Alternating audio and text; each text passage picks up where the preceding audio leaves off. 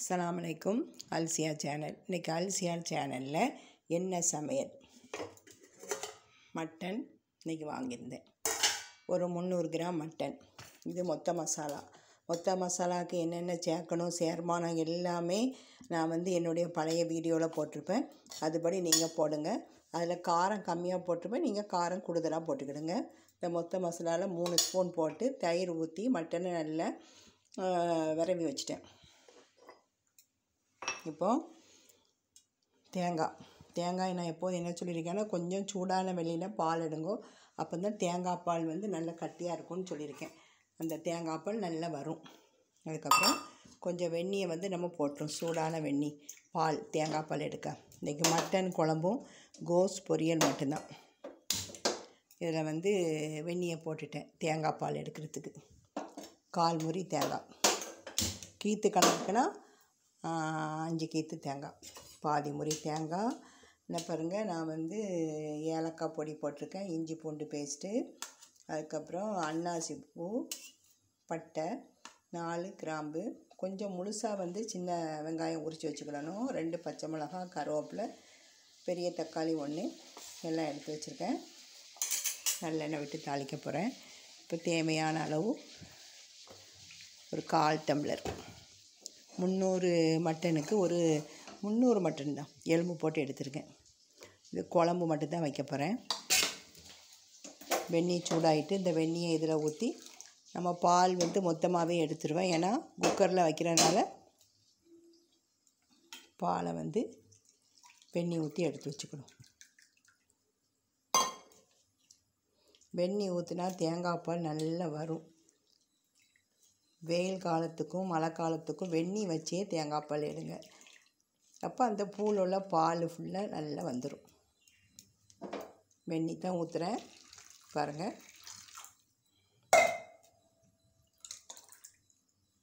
எல்லாமே ஒன்றாவே தான் ஊற்ற போகிறேன். இப்போ இந்த மட்டனில் உப்பு போட்டு தயிர் ஊற்றி விரவி வச்சுட்டேன். இப்போ எண்ணெய் காஞ்சிருச்சு. இப்போ ஃபஸ்ட்டு பட்டை, அன்னாசி பூ எல்லாம் போட்டுட்டேன். கருவேப்பிலையும் கொஞ்சம் வெங்காயம் போட்டு நல்லா வதக்கணும். அதுக்கப்புறம் தான் இஞ்சி பூண்டு பேஸ்ட்டு போடணும்.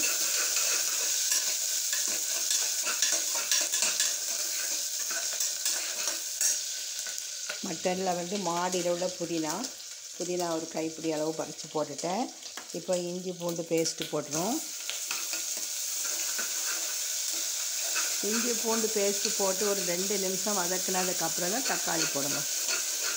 அது கொஞ்சம் வாசம் வரும். அந்த இஞ்சி பூண்டு விழுது போட்ட உடனே கொஞ்சம் மணக்கும். அப்போ இந்த தக்காளியை போட்டுரும், நறுக்கிய தக்காளி.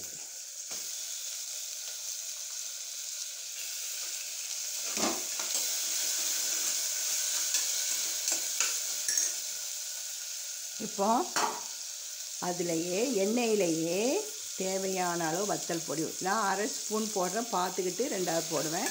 எங்களுக்கு காரம் அதிகம் செல்லாது. உங்களுக்கு காரம் அதிகம் தேவைன்னா நீங்கள் அதிகமான வத்தல் பொடி போட்டுக்கிடுங்க, நல்லாயிருக்கும்.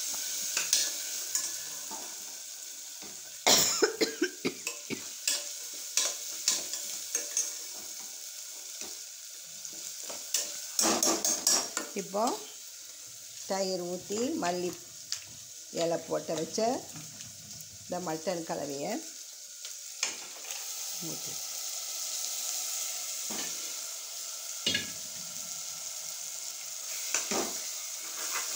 ஒரு 5 நிமிஷமாவது இந்த எண்ணெயில் இந்த மட்டன் இதோட மசாலாவோடு அப்படி இருக்கட்டும்.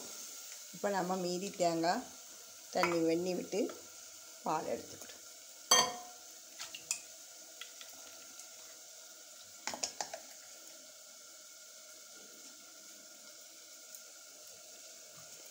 கொஞ்சம் கொஞ்சமாக வெந்நீர் விட்டு இந்த தேங்காய் பூவில் பால் எடுத்து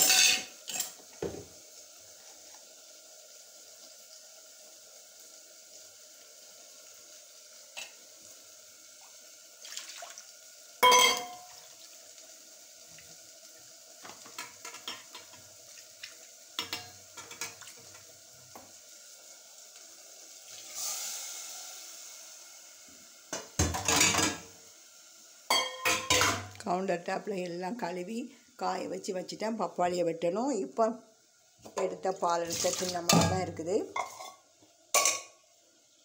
இந்த பாலையும் ஊற்றிடும். எல்லா பாலையும் தேங்காய் பாலையும் ஒன்றா ஊற்றிடணும். ஏன்னா நம்ம குக்கரில் தானே மட்டன் வைக்கிறோம். அதனால் மொத்தமாகவே ஊற்றிடலாம். இப்போ மசாலா எல்லாமே போதுமான்னு நம்ம பார்க்கணும். உப்பு காரம் எல்லாம் வாயில் இந்த குழம்ப வச்சு பார்க்கும். உப்பு பத்தாது. மசாலாவுமே கொஞ்சம் போட்டுக்கிடும்.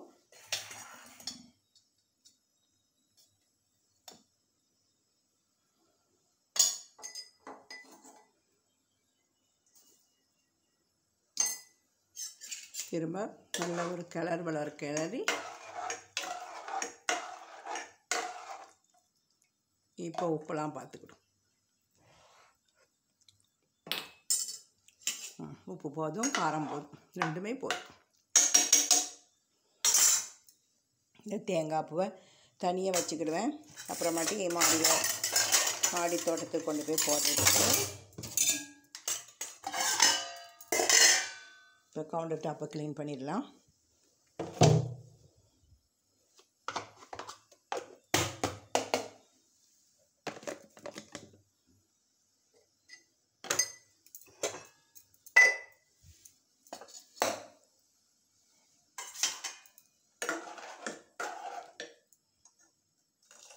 ஆழத்துக்கு மசாலா போதுமான்னு பார்க்குறேன்.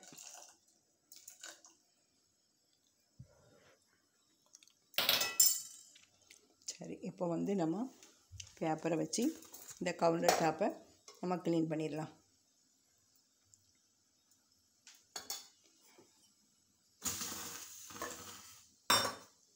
குக்கர் மூடி எடுத்து மூடிடும். கீழே இருக்குது குக்கர் மூடி. கழுவிக்கிட்டு வாஷ் பண்ணிவிட்டு மூடிடும்.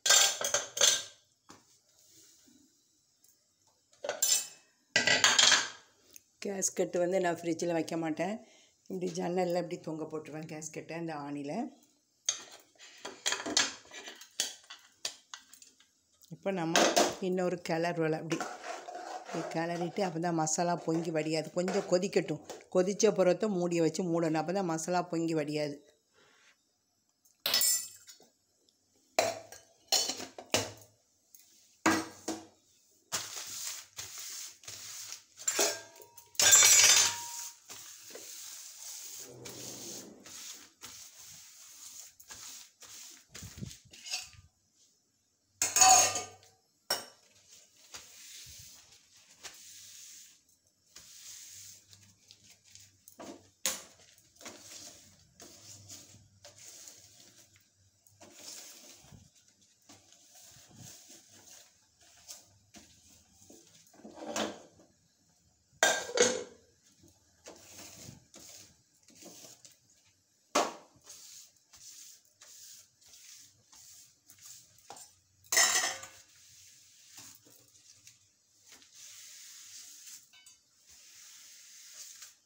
நல்லா கொதி வந்துட்டு இப்போ மூடி பட்டன் போட்டு ப்ரெஷர் வந்ததுக்கப்புறம் தான் பட்டன் போடணும்.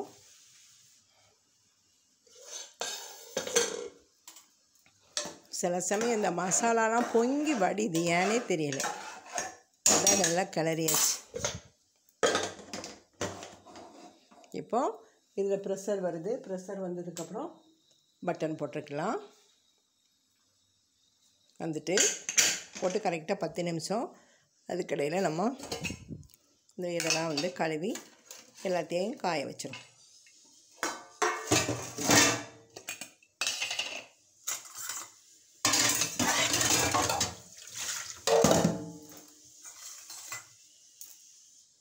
இன்றைக்கி ஏத்தம்பழம் வாங்கிட்டு வந்தேன். அதுக்கப்புறம் கோஸ் பொரியல் பண்ணேன். சோறு வடித்தாச்சு.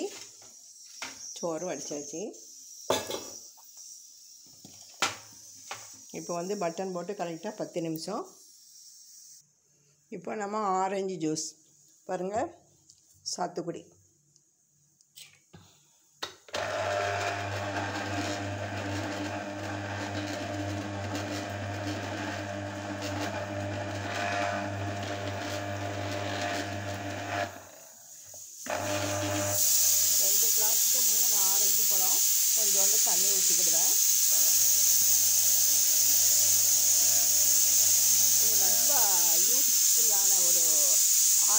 ஜூஸர். இது சக்கை ஃபுல்லாக மேலே தங்கிரும்.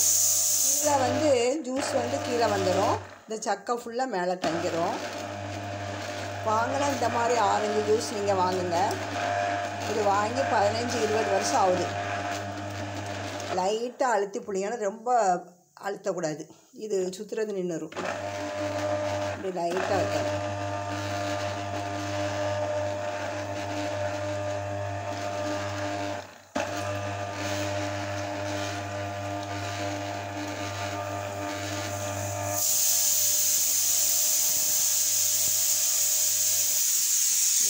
கறி வந்துக்கிட்டு இருக்குது. அதுக்கப்புறம் ஏத்தம்பழம். இது வந்து நாளைக்கு உங்களுக்கு ஏத்தம்பழத்தில் பஜ்ஜி போட்டு காட்டுறேன். நாளைக்கு ஏத்தம்பழத்தில் நாளைக்கு பஜ்ஜி போட்டு காட்டுறேன். இப்போ ஜூஸ் இன்னைக்கு சக்கையெல்லாம் இதிலேயே தேங்கிறது பார்த்தீங்களா? அப்புறம் இது வந்து ரொம்ப ஒரு யூஸ்ஃபுல்லான ஒரு ஜூஸர்.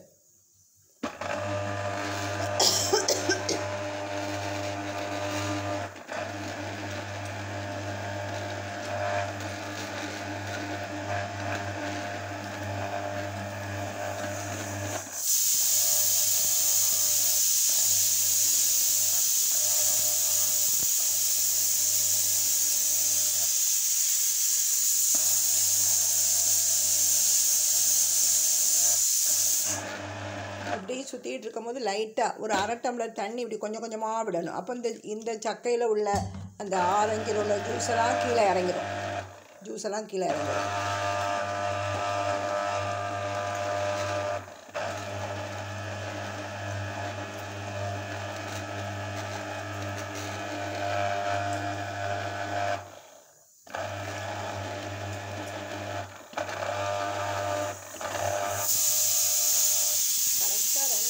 கப்புக்கு நான் வந்து 3 ஆரஞ்சு பழம் போதும்.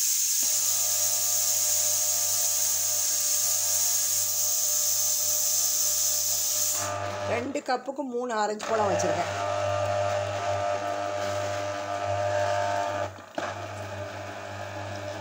இன்னைக்கு வெள்ளிக்கிழமை.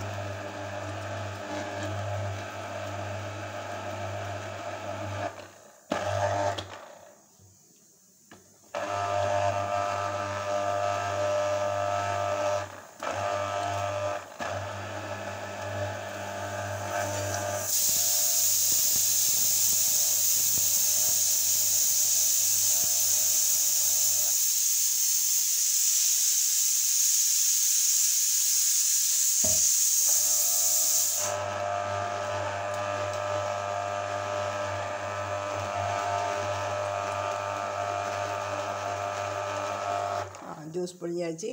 சுவிட்சை ஆஃப் பண்ணிவிட்டு இதை வந்து இப்படி எடுத்துடணும்.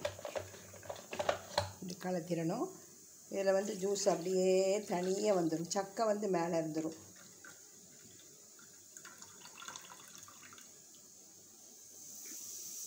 இப்போ இது இருக்குல்ல, இதை வந்து ஒரு ஸ்பூனால் வச்சுக்கிட்டு கொஞ்சோண்டு தண்ணி, ரொம்ப தண்ணி வேண்டாம், கொஞ்சோண்டு தண்ணி. இனிப்பு வந்து ஆரஞ்சு பழம் சில பழம் நல்லா இனிக்கும். அப்போ நம்ம என்ன பண்ணணும்னா சீனி போட வேண்டாம். இப்போ இதை குடிச்சு பார்க்கும். இப்படி கலத்திடலாம் தனித்தனியாக. இதை அப்படியே நம்ம வந்து டஸ்ட்பினில் போட்டணும். இது நல்ல ஒரு யூஸ்ஃபுல்லான ஒரு ஜூஸர் பாருங்கள். இதை அப்படியே தூக்கி இதை தட்டிட வேண்டியதுதான்.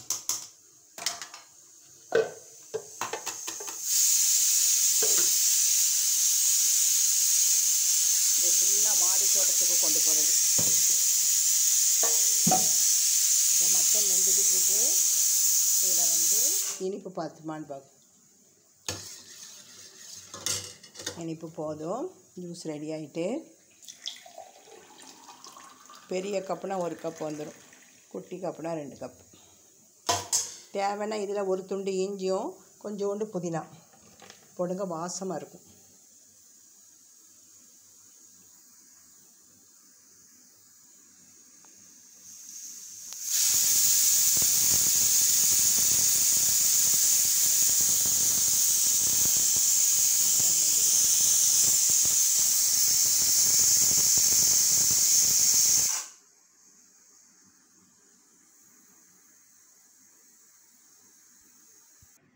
இப்போ வந்து குக்கரில் வந்து ப்ரெஷர் குறைஞ்சிருச்சு. பட்டனை எடுத்துகிட்டு நம்ம மட்டன் குழம்ப காட்டுறேன். மட்டன் குழம்பு ரெடி ஆகிட்டு பாருங்கள். இப்போ வந்து இன்றைக்கி வந்து அல்சியா சேனலில் என்ன சமையல்னா கோஸ் பொரியல். இந்த ஆரஞ்சு பழத்தோடையும் மாடி தோட்டத்துக்கு தான் கொண்டு போவேன். எல்லா இதையும் பாத்திரம் ஃபுல்லாக கழுவியாச்சு. இப்போ இதில் வந்து இன்றைக்கி வந்து கோஸ் பொரியல்.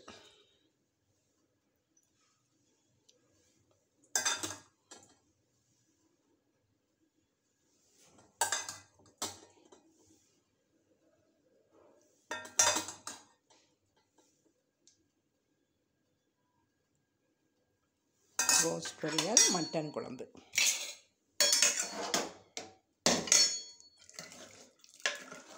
சூப்பரான ஒரு மட்டன் குழம்பு ரெடி. மசாலா வந்து என்னென்ன எப்படி போடணும், வெயிலில் வச்சு காய வச்சு போடணுங்கிற எல்லா விவரங்களையும் நான் வந்து என்னுடைய பழைய வீடியோவில் போட்டிருக்கேன். அதை பார்த்துக்கிடுங்க. மட்டனுக்கு எவ்வளோ மசாலா போடணும், சிக்கனுக்கு எவ்வளோ மசாலா போடணும் போட்டால் இது இந்த கல்யாண வீட்டு கறி மாதிரி இருக்கும், குழம்பு மாதிரி இருக்கும். அதுக்கப்புறம் ஆரஞ்சு ஜூஸில் நீங்கள் ஒரு துண்டு இஞ்சியும் புதினாவும் போடுங்க. புதினா இலை போட்டிருக்கேன், சூப்பராக இருக்கும். அதுக்கப்புறம் சுட சுட சோறு. இதுதான் டுடே சமையல். இன்றைக்கி ஃப்ரூட்ஸுக்கு வந்து ஏத்தம்பழம். நாளைக்கு இதை வந்து ஏத்தம்பழம் பஜ்ஜி மாதிரி போட்டு காட்டுறேன் உங்களுக்கு. இந்த வீடியோ பிடிச்சிருந்தா லைக் பண்ணிவிட்டு பாருங்கள். உங்கள் ஃப்ரெண்ட்ஸு ஃபேமிலி மெம்பர்ஸுக்கு ஃபார்வேர்ட் பண்ணுங்கள். இதுவரை சப்ஸ்கிரைப் பண்ணாமல் முதல்ல என் வீடியோ பார்க்குறதா இருந்தால் சப்ஸ்கிரைப் பண்ணிவிட்டு பக்கத்தில் உள்ள பெல்லை வந்து கிளிக் பண்ணுங்கள். அப்போ தான் நான் தினமும் போடுற வீடியோஸ் உங்களுக்கு வரும். அஸ்ஸலாமு அலைக்கும்.